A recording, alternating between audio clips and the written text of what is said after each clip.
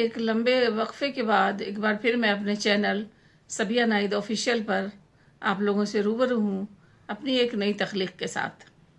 حاضرین، ہر زمانے کا ادب اس زمانے کی تاریخ بھی ہوتا ہے۔ ادب کے رجحانات و میلانات تو بدلتے رہتے ہیں، لیکن تاریخ گزرے ہوئے زمانے کی گواہ ہوتی ہے۔ اسے مسخ تو کیا جا سکتا ہے لیکن بدلا نہیں جا سکتا۔ کچھ انہی نکات پر روشنی ڈالتا ہوا ہمارا یہ فکاہیہ ہے، جس کا عنوان ہے کتنی حقیقت کتنا فسانہ۔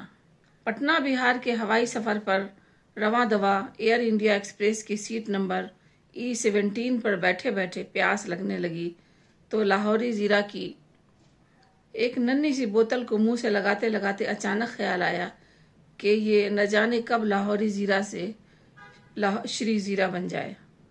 ٹھیک اس طرح جس طرح میسور کی پیدا شدہ مٹھائی میسور پاک کو میسور شری بنانے کے بارے میں کچھ بات چل رہی تھی، اور ری نیمنگ کا یہ سلسلہ نہ جانے کن کن چیزوں جگہوں کو اس کے مفہوم، تاریخ اور تہذیبی پس منظر و شناخت سے محروم کر دے گا، نیز یہ سلسلہ نہ جانے کہاں جا کر رکے گا۔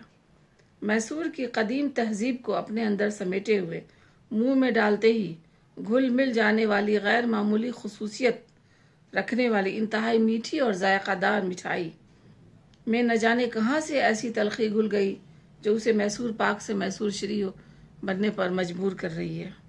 یہاں پر مسئلہ دراصل میسور کا نہیں ہے، مسئلہ دراصل پاک کا ہے۔ پاک ایک ایسا لفظ ہے جو بنیادی طور پر کئی معنوں میں مشتمل ہے۔ ایک معنی ہے پاک یعنی پائس، دوسرا معنی ہے وہ طریقہ کار جس کے ذریعے کوئی چیز چولہے پر پکائی جاتی ہے۔ میسور پاک کی شروعات 19ویں صدی میں میسور کے راجا کرشنا راجا واڈیار فور کے محل سے ہوئی تھی۔ اس کی ایجاد کا سہرا کاکا سوارا ماڈپا نام کے اس محل کے شاہی باورچی کے سر جاتا ہے۔ اس نے شاہی باورچی خانے میں چنے کے بیسن، دیسی گھی اور چینی کے مرکب سے اس کو تیار کیا تھا، اور راجا کو یہ مٹھائی بہت پسند آئی، لہٰذا انہوں نے اس کا نام میسور پاک رکھ دیا۔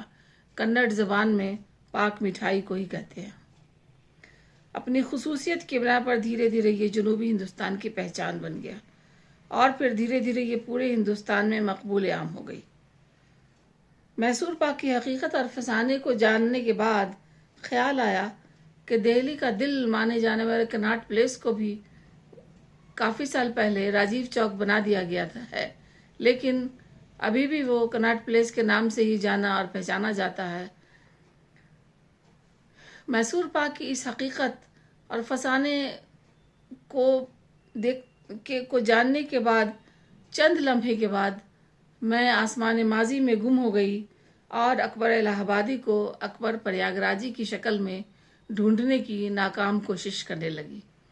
بہت بہت شکریہ۔